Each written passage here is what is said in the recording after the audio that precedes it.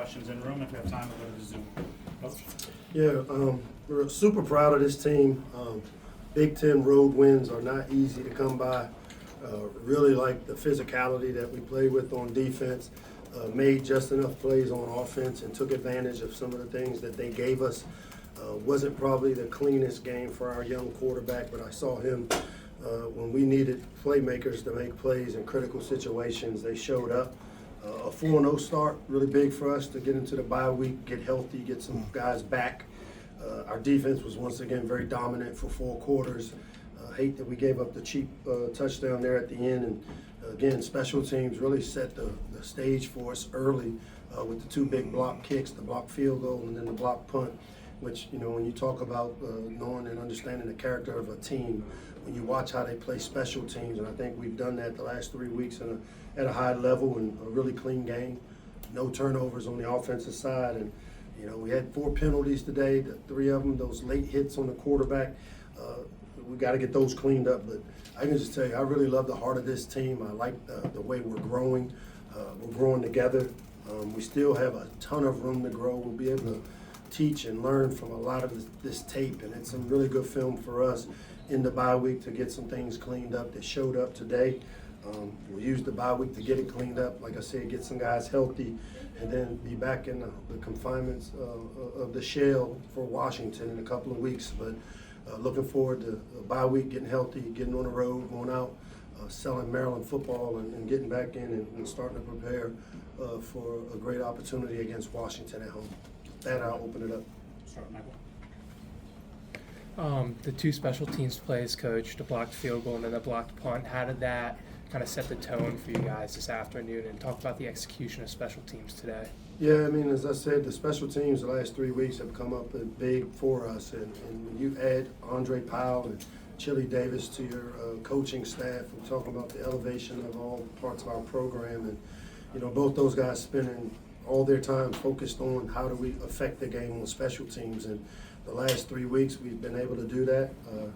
You know, we had the block field goal, which early in the game I thought really gave us, energized us, created some momentum for us. The block punt, 33, as I've said, freshman safety, just always this kid finds a way to get near the ball, and he's made a bunch of plays. But, you know, you got to give credit to Dre and Chili and that special teams group and how they prepare our guys before the games to win the vertical field position, score, or set up a score, which is our goal.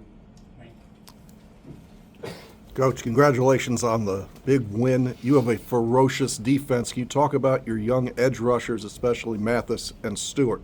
Yeah, both those guys, 9 and 29, I've talked about them a lot, and they have shown consistency like most true freshmen. Typically, you don't see it this early. I've seen it when you've had some special players, and both 9 and 29 are really special players.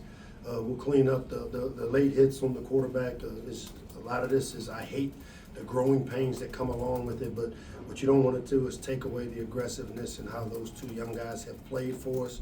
They've had tremendous impact in our ability to play coverage behind it, where they win one-on-one battles. We're going to need to continue to have it. We'll have to continue to see their growth and development through the Big Ten season, but what a hell of a start for both those young guys. On your right, Jake. Hey, Coach, just wanted to ask you about the receiver duo, Octavian Smith and Shalik Knotts. Just how much have they impressed you, and how have they kind of been there for Malik, you know, as a safety blanket for him so far? Yeah, the receivers have been, you know, especially the veteran guys. I know Malik has a lot of confidence in punch. I know he has a lot of confidence in op. He has a lot of confidence in Farouk and all those guys. But to see those 2 in particular, how much they've grown, and, you know, as I've said, we've talked about punch so much, and, you know, special year that he started off with, and really happy. Today wasn't our best day as a receiver in unit because we had those untimely drops on 3rd down, which are like turnovers for us. We're fortunate to get out of here and be able to learn from them, but typically those have been concentration penalty or concentration drops. We cleaned it up a week ago. We got to get back to the drawing board and have those guys make the consistent plays that they need to make to help our young quarterback get his confidence early. You're right, Brad. Coach, congratulations on the win. Thanks, big man. Just wanted to mention, you talked before about last year having no bearing on this year, at some point using it as a parameter. What could it mean for this program going forward to already matched last year's Big Ten win total, just out of the gate in that first game against Big Ten play? Yeah, we're defined in the present, meaning we'll be defined by what we've done today. Last year has no bearing on anything we have going on with this team. This is a completely different team. 64 new players. The first time 64 guys went on the road together.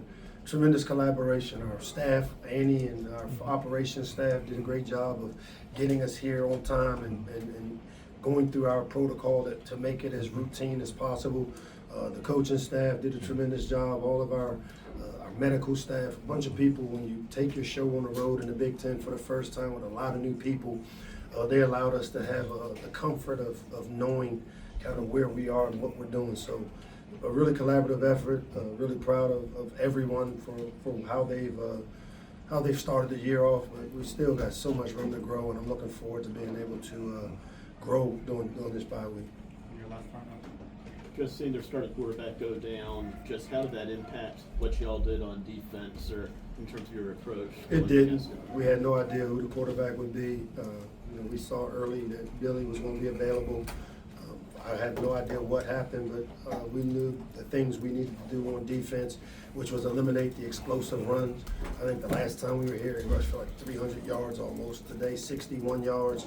We needed to minimize the explosive runs to make them play left-handed, which is to throw the football. And as I've said, I really like the way we've covered people down the field, which allows our pass rushers to win one-on-one battles. So really good game plan. Ted Monachino, the defensive staff, coaches did a really good job of eliminating the explosive runs, which we had to do to win. Take two more so we can get our players up here, Benji in the back. Hey, Coach. How did your guys feel going into the game, and what can you credit to the fast start going up to 20-0 at halftime? I felt like we came into the game really confident.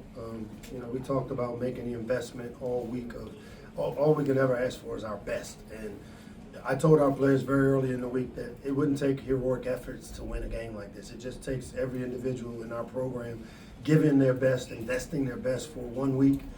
I saw a bunch of guys really put the time work in Monday through Friday, the mental preparation.